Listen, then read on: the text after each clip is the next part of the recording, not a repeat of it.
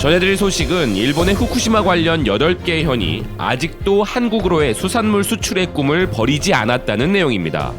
구독과 알림 설정으로 빠르게 BK 뉴스를 확인하시기 바랍니다.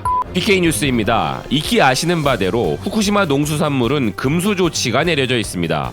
그러나 아직도 후쿠시마 등 8개 현은 한국으로의 수출 재개의 꿈을 못 버리고 이 금수 조치가 풀리기를 바라고 있는 입장이라고 합니다. 일본의 지지통신은 한일 분쟁으로 인해 후쿠시마산 수산물의 한국 수출 재개가 더욱 멀어졌고 이 지역 수출업계의 피해가 악화되고 있다고 보도하고 있는데요. 일본 불매운동의 확산에 따라 다른 농산물, 수산물, 식품 등의 수출에도 제동이 걸릴 수 있어 관계자들이 노심초사하고 있다고 합니다.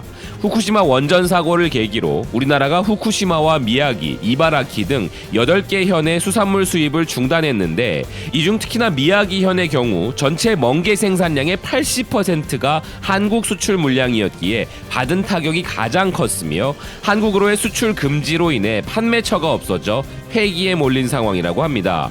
일본 정부가 방사능 물질에 대한 데이터를 확인시켜주며 안전성을 강조하면서 올해 4월에 한국의 수출 금지는 협정 위반이라고 WTO에 제소했으나 패소한 상황인데 여기에 한일 분쟁까지 겹쳐 미야기현의 수출 관계자들은 더 이상 기대하지 않겠다며 포기하는 분위기를 풍기고 있다고 전하고 있습니다. 한편 일본은 올해 식품 수출 1조 엔을 목표로 내걸고 있으며 제5위 수출 대상국인 한국은 무시할 수 없는 존재라고 이야기합니다. 허나 2019년 1월부터 6월까지 수출액은 전년 동기 대비 2.9% 증가한 반면 한국으로의 수출액은 2.7% 감소했으며 7월 이후 일본 제품 불매 운동으로 인해 더욱 둔화될 가능성을 점치고 있습니다. 한국이 후쿠시마산 농수산물을 수출 금지한 것에 대해 WTO에 제소하여 아베가 한국 정부에게 패소했던 것도 분명 이번 한일 분쟁을 일으키는데 큰 역할을 했을 것이라는 의견이 많이 있습니다. 이 기사를 통해서도 그런 아베의 후쿠시마 재생 의지에 발맞춘 후쿠시마와 기타 지역들의 야욕이 보이는데요. 아직까지도 수출 재개를 꿈꾸고 우리에게 어떻게든 방사능 내부 피폭을 공유하고자 기회를 노리고 있다는 게 소름 돋는 상황입니다. 이번 불매운동, 한일 분쟁, 자발적 여행 보이콧 등으로 인해 장기적인 관점에서 대한민국은 건강 증진 효과를 보고 있다고 해야 할까요? 한일 분쟁이 종료되고 모든 것이 정상화되는 그 순간이 와도 우리 국민들이 음식물 섭취로 인한 방사능 내부 피폭을 당하는 일이 없도록 일본산 농수산물 및 가공식품 수입 재개는 절대로 허락되지 말아야 할 것입니다.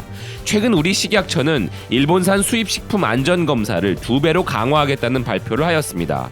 식약처는 물론이고 관계된 모든 정부 부처가 일본의 방사능이 한국으로 유입되는 것은 어떤 식으로든 철저히 막아내야 할 것입니다.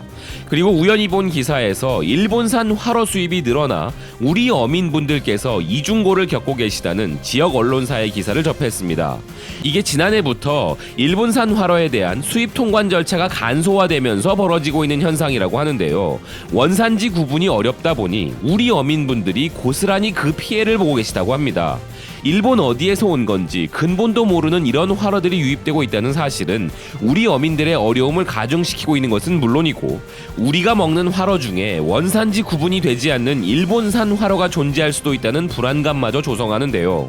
일본이 후쿠시마 쌀을 어떻게 유통시키는지 알려져서 파급이 컸던 것을 기억하실 겁니다. 그래서 이 원산지 구분 불가라는 내용도 납득이 되고 수산물이라고 한들 어떻게 믿을 수 있을지 의문이 생기는 것은 어쩔 수 없는 일일 것입니다.